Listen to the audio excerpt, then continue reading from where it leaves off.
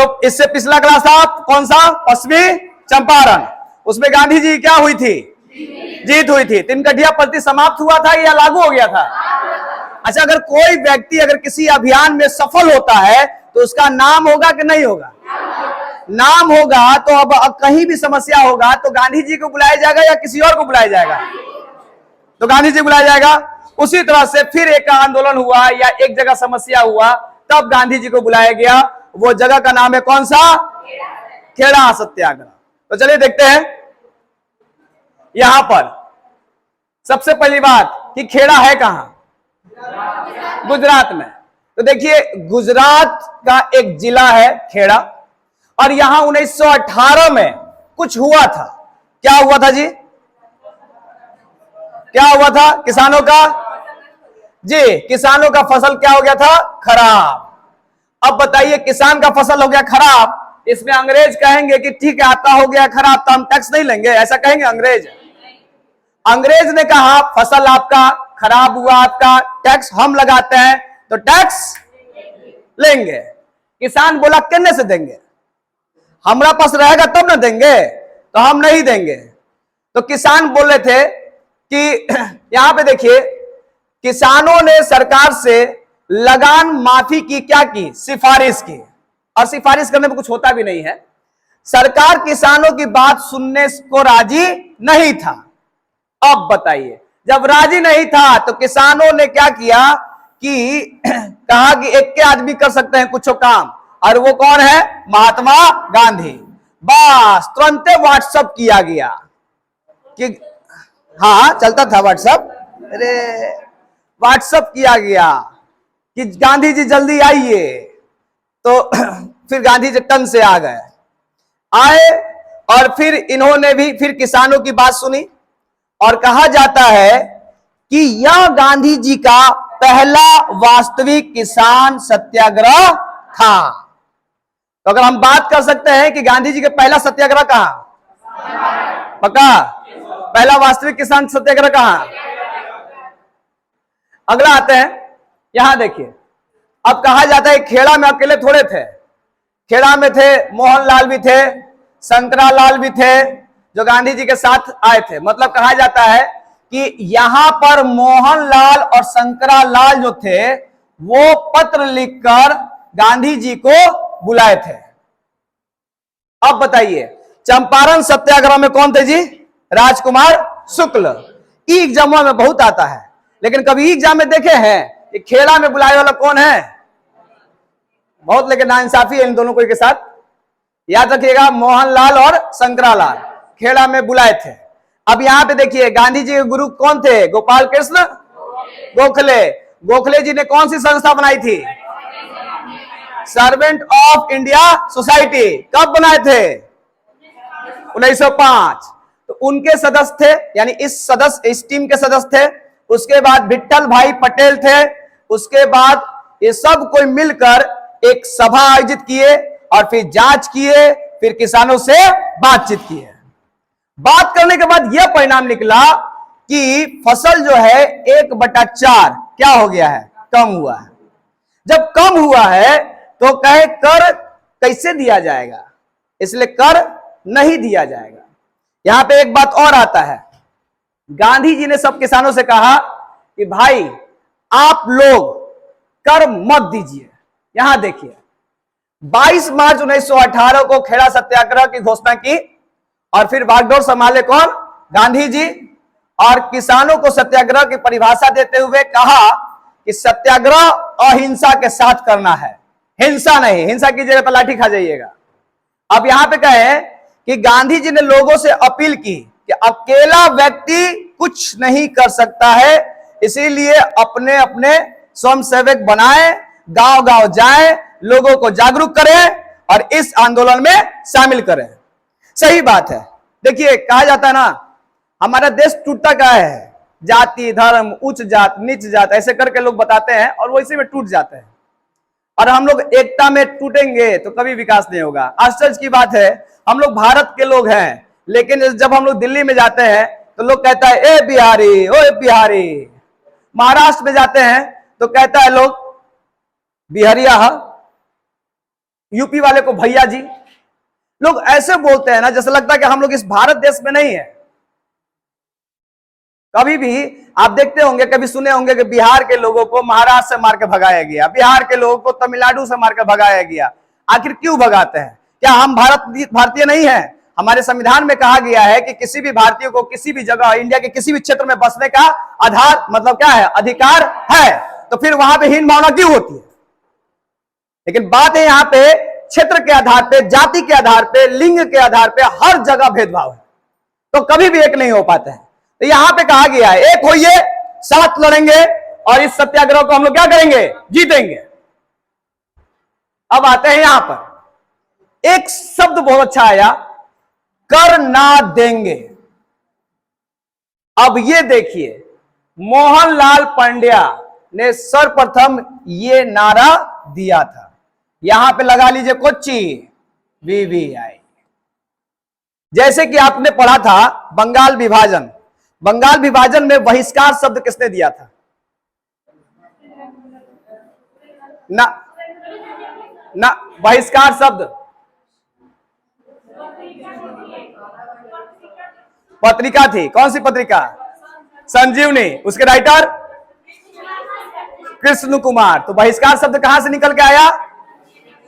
हाँ। और यहां पे नारा कौन दिए? ये तो हर आंदोलन में कहीं ना कहीं सर्वप्रथम वाला जो शब्द आता है ना, मोस्ट VVI है। अब देखिए गांधी जी साथ कौन कौन थे? वल्लभ भाई पटेल, इंदुलाल, विठल नाथ पटेल, महादेव देसाई, अनसुईया साराभाई, मोहनलाल इत्यादि नेता गांधी जी के साथ थे। चलिए यहां पे कहा जाता है सरकार को झुकना पड़ा और इस आंदोलन में झुकना पड़ा और सरकार को बात मानना पड़ा। हुआ क्या बताते हैं। एक नियम था, गांधी जी लॉ पढ़े थे तो नियम में कहा गया है कि अगर किसानों का फसल नष्ट हो जाता है तो अंग्रेज टैक्स नहीं ले सकते हैं। वो नियम का हवाला देते हुए अंग्रेज को समझाने की कोशिश किए, फिर भी अंग्रेज नहीं समझा। तब एक मीटिंग हुआ, बाद में यह फैसला लिया गया कि जो किसान देने लायक है वो टैक्स देंगे और जो किसान टैक्स देने लायक नहीं है उनसे ब्रिटिश सरकार नहीं मांगेंगे। यह बात गांधी जी ने रखा। यहां भी देखिए पूर्ण रूप से नहीं माना जाता है, जैसे वहां पे भी था ना कि 25% जुर्माना वापस लाया गया, वहां 75% अंग्रेज ले गया। यहां भी अंग्रेज से पूरा का पूरा नहीं माफ करवाए, लेकिन थोड़ा बहुत माफ कराया। अगर 100 किसान है तो उसमें से 25 या 35 किसान टैक्स नहीं दिए होंगे, बाकी लोग तो दिए ही होंगे। यहां पे ये भी सवाल उठता है। यानी एक तरह से देखा जाए ना तो गांधी जी एक बीच का रास्ता शुरू से निकालने में माहिर थे। तो यहां पे वही हुआ, कर नहीं देने की बात हुई, बाद में लोग देने की बात किया गया जो हमने अभी बोला। इसका परिणाम यह निकला कि अंग्रेज सरकार ने केवल संपन्न लोगों से ही टैक्स वसूला और किसानों की कुर्की की गई संपत्ति को वापस किया, लौटा दिया। और फिर यह सत्याग्रह क्या हो गया? सफल या असफल? सफल हुआ। तो चलिए अगला सत्याग्रह, अहमदाबाद। हाँ जी, पहला चंपारण सत्याग्रह बढ़िया गया, दूसरा खेड़ा आंदोलन बढ़िया गया, अब तीसरा आ गया कहां पे? अहमदाबाद मिल मजदूर ये वाला। गांधी जी हाथ पकड़ लिए थे, काहे बुला रहे हो सब हमको भैया, इन्हें चंपारण तो कबो खेड़ा तो कबो अहमदाबाद। फिर भी गांधी जी बोलते चलते हैं। गए गांधी जी, पहले समस्या की बात करते हैं। ये है मिल अहमदाबाद का, और लड़ाई क्या थी पहले इसको जानने की कोशिश करते हैं। तो मान लेते हैं मिल दो लोगों से चलता है भैया, एक तो मिल मालिक से और वहां के मजदूर से। अब ये मजदूर साहब भी दिक्कत क्या हो गया था उस समय, दोनों सब ठीक था लेकिन उस समय प्लेग फैला हुआ था। तो मालिक लोग भी क्या किए थे कि प्लेग के लिए अलग से क्या दे रहे थे? बोनस। लेकिन जब प्लेग खत्म हो गया तो मालिकों ने बोनस देना क्या किया? बंद कर दिया। और इसी पे मजदूर लोग का विवाद था कि अभी प्लेग खत्म हुआ है तो अभी बोनस क्यों बंद कर रहे हैं, कि क्या स्थिति तो हमारी अभी भी क्या है? खराब है। ठीक उसी तरह से यहां पे देख लीजिए, कहा जाता है कि 1917 में अहमदाबाद में प्लेग फैला था, जिसके कारण मजदूरों ने पलायन करना शुरू कर दिया। और शुरू अभी भी देखिएगा, कोरोना में भी जब सूरत से मजदूर लोग, बिहार के मजदूर लोग भाग रहे थे ना, तो 3 महीना बाद, 4 महीना बाद कैसे कैसे सूरत के लोग, मालिक लोग पैसा दे दे के मजदूर को यहां से बुला रहे थे काम के लिए। 7-7 लाख रुपया बस का किराया दिए हैं लोग, और खाली मजदूर को ढोने के लिए। नेचुरल है कि अगर मजदूर पलायन कर जाएंगे, यहां पे देखिए कोई एक दूसरे के नहीं सोचता, सब अपने बारे में सोचता है। तो पलायन जब करेंगे तो उसको रोकने के लिए इन्होंने क्या किया, लालच दिया। लालच क्या दिया कि प्रति माह प्लेग बोनस दिया जाएगा। अब मजदूर को क्या चाहिए, पैसा चाहिए। पैसा रहेगा तो अपने परिवार को चला पाएंगे। वो तो देखिए आज के डेट में एक ही बात करते हैं, मजदूर है, दिन भर कमाते हैं, रात को खाना खाते हैं। हम तो ये सोचते हैं ना, कभी कभी आप पैसा जुटाते हैं और जुटाते जुटाते 20-25 हजार रुपया हो जाता है, आप ना ऐसे करते हैं। अब आप सपना देखने लगते हैं कि 25 हजार और जुटा लेंगे ना तो बाइक खरीदने की कोशिश करेंगे, ठीक। और जैसे ही आप 25 हजार जुटा लेते हैं और तो पता चलता है घरों में कोई बीमार पड़ गया। अब मिनटों में आपका 20-25 हजार रुपया गया। जुटाने में आपको लगा करीब 3 महीना और उड़ने में लगा मात्र 2 दिन।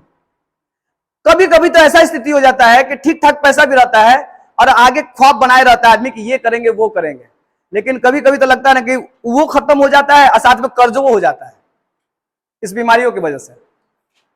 तो भाई स्टोर करना भी समझ में नहीं आता है, लेकिन स्टोर करना चाहिए पैसा। लेकिन ये मजदूर है, बोनस मिला, जैसे ही प्लेग बोनस मिला बोले ठीक है हम रुक जाते हैं। अब रुक गए लोग, जान को हथेली में रख के रुक गए। अब देखिए बीमारी के प्रकोप में कुछ कमी आने के कारण अब मिल मालिक बोले अब कहां जाओगे, मजदूर हो तुम लोग, अब तो बोनस दे दिए, तुम रुक भी गए, काम भी कर रहे हो, अब प्लेग चला गया, अब तो रुकोगे। और इसीलिए मालिक ने क्या किया कि बोनस को क्या कर दिया, बंद। अब देखिए युद्ध होता है, जब प्रथम विश्व युद्ध हुआ था तो महंगाई बढ़ता है या घटता है, बढ़ता है ना। तो देखिए महंगाई के कारण मजदूरों ने कहा कि बोनस को वापस मत लीजिए। अगला आते हैं। अब 15 मार्च गुजरात के अहमदाबाद में यह आंदोलन शुरू हुआ। चंपारण की सफलता के बाद अनसुईया बहन के द्वारा गांधी जी को आंदोलन करने के लिए आमंत्रित किया गया। यह देखिए यहां पे क्या गया, अनसुईया। तो फिर से चंपारण में कौन बुलाया, हाँ जी, खेड़ा में कौन बुलाया, और अहमदाबाद में कौन बुलाया। और अनसुईया बहन कौन थी, ये देखिए, ये तो भाई मालिके की बहन थी। मलिकवा बड़ा परेशान हो गए होंगे जी कि देखिए हमारी बहनें बुला रही हैं हमारे खातिर विरोध में जी, बुलाया गया। अब देखिए यहां पे मिल मजदूर को आंदोलन को समाप्त करने के लिए मालिकों ने एक उपाय निकाला। कहा कि ठीक है हम 20% वृद्धि कर देते हैं, ठीक, लेकिन मजदूर 50% वेतन की मांग कर पड़े थे। अब एक तरफ मालिक कह रहा है 20% और एक तरफ मजदूर कह रहा है, तो फिर बीच में आएंगे कौन, गांधी जी। गांधी जी ना इनको देखते हैं ना इनको देखते हैं, बीच का रास्ता निकालते हैं। यहां पे देखिए मिल मालिक ने कहा हम 50% नहीं करेंगे, तो गांधी जी ने कहा ठीक है मत कीजिए, हम भूख हड़ताल करेंगे। 21 दिन तक क्या करने लगे, भूख हड़ताल। लास्ट में मिल मालिक को मानना पड़ा और बीच का रास्ता निकला कितना, 35%, ना 20% ना 50%, बीच में रहा 35%। और यह भी आंदोलन क्या हो गया, सफल।